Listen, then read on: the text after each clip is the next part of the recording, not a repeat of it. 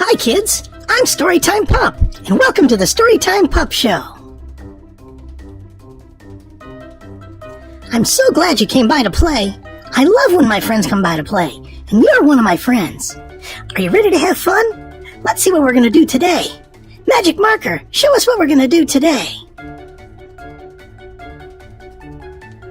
Yay! It's storybook time! We love storybook time! Well, hi kids, and thanks for stopping by for today's book. Today's book is Molly the Mallard Duck, and it's written by Karen J. Tapp and illustrated by Karen A. Welch. Are you ready? Okay, let's get started with today's book. Once upon a time, there was a lady named Kathy who lived with her husband Gordon. They lived in a community in Strongsville, Ohio. It was a large house with a light post in the front yard. Around the light post were bushes.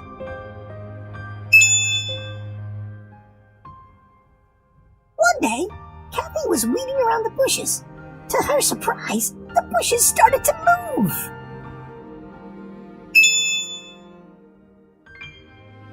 She peeked into the bushes and found a mallard duck sitting on a nest of eggs.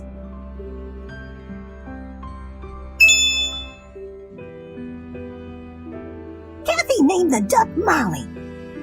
Now, being a loving and nurturing person, Kathy worried about the well-being of Molly. She brought a bowl of water with bread and pushed it close to her nose. She thought about putting up a fence to keep the other animals away.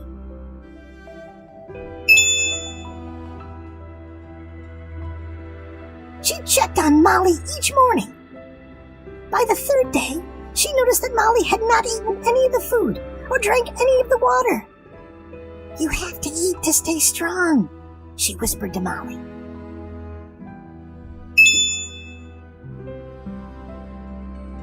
She went in and called the people who protect wildlife for advice.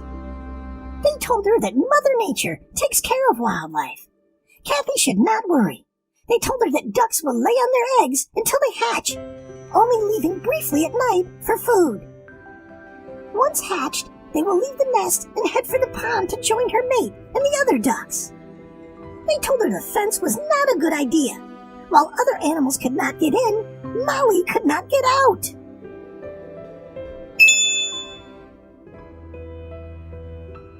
It was about 1 a.m, one warm spring night. The window was slightly open. Kathy heard a terrible noise, a cat screeching, a duck quacking, and something was terribly wrong.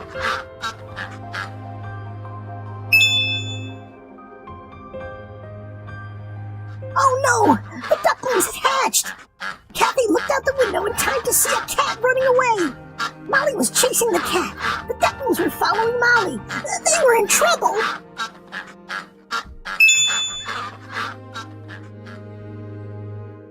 Kathy ran to see if she could help.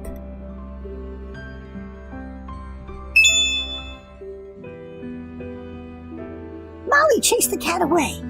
She worried about the safety of her newly hatched ducklings that were following close behind her. She decided to go back to the nest and keep her ducklings warm from the cool night air.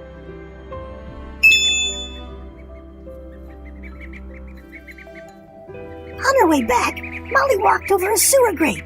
She was big. This was not a problem for Molly. But the ducklings were small. Ploop, ploop, one by one, they fell into the sewer.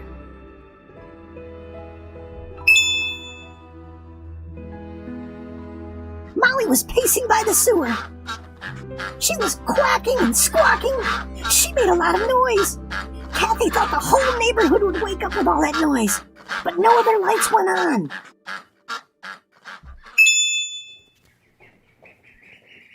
Kathy went back into the house to get a flashlight. She looked down in the sewer to see the situation. There was water in the sewer, and they were swimming in the water. There was another pipe that connected the sewer and went under the street. As long as the ducklings remained in the sewer, they were safe. If they swam into the pipe that goes under the street, there's no telling where they would end up. It was too far down for Kathy to reach.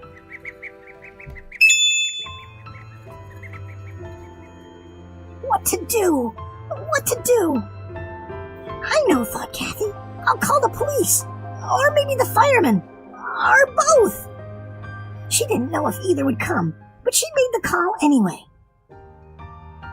It must have been a slow night in Strongville. They dispatched 3 police cars and 1 fire truck.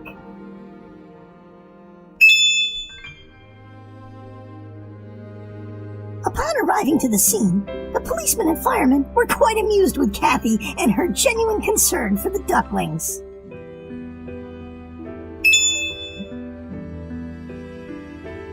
One of the firemen was a large man with long arms.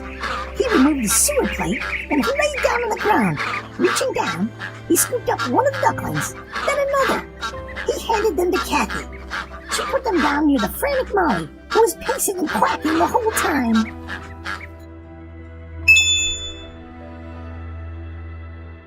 He reached down again, and no third duckling. They needed more light than the flashlight provided. The policemen turned their cruisers so the headlights all pointed towards the sewer.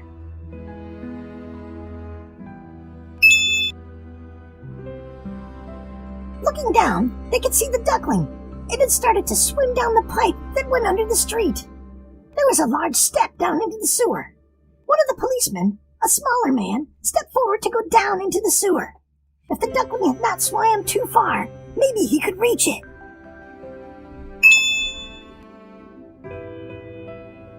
A few minutes later, the policeman came up from the sewer with the duckling safe in his hand. He handed the duckling to Kathy, and she turned to hand it to Molly. Molly was nowhere to be found.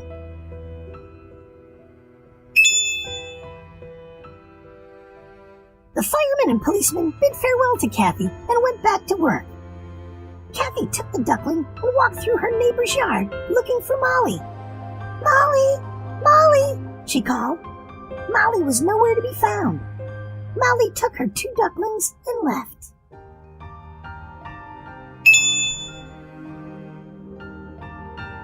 Now, having just hatched, Kathy thought the restless peeping ducklings might be hungry.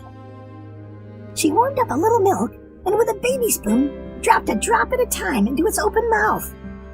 After just a few drops, the duckling closed its eyes and fell asleep in Kathy's hand.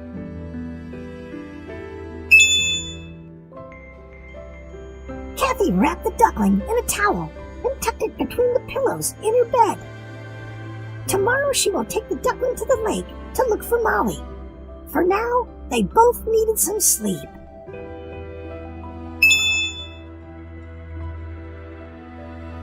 It was somewhere around 5 a.m. when the duckling's hungry tummy woke it up. It started peeping and wiggling and woke Gordon up. "That sounds like a duck." "Why does that sound so close?" Gordon asked. "Don't roll over, Gordon, or you'll squish it." Kathy told him of her adventures the night before as he laughed. "Well, you know you can't keep the duckling." "I know," replied Kathy as she got up to take the duckling to the lake to find Molly.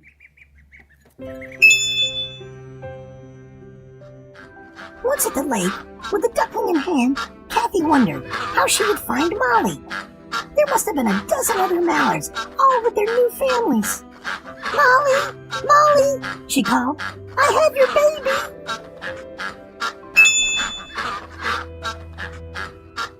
Kathy set the little duckling down. It started peeping. One of the other Mallard ducks started flying towards them. Kathy stepped back as Molly came forward to claim her duckling.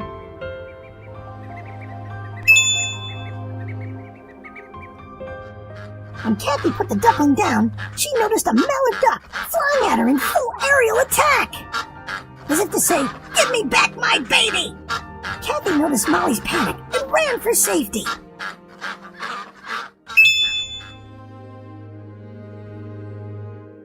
A year later, in the spring, Kathy noticed 2 Mallards in the yard. They appeared to be looking for a place to build a nest. Kathy wondered, could it be Molly? Why, yes, it was. The end. P.S. Molly had decided to make her nest in the neighbor's yard, as the whole experience last year was just too stressful. So what did you think about today's book? I learned some new things about ducks. I'm glad those ducklings were safe from the sewer, and so happy that Kathy was able to get that last duckling back to Molly. I hope you enjoyed today's book. I want to say a great big thank you to Karen J. Tapp for sharing this wonderful story of hers about Molly the Mallard duck.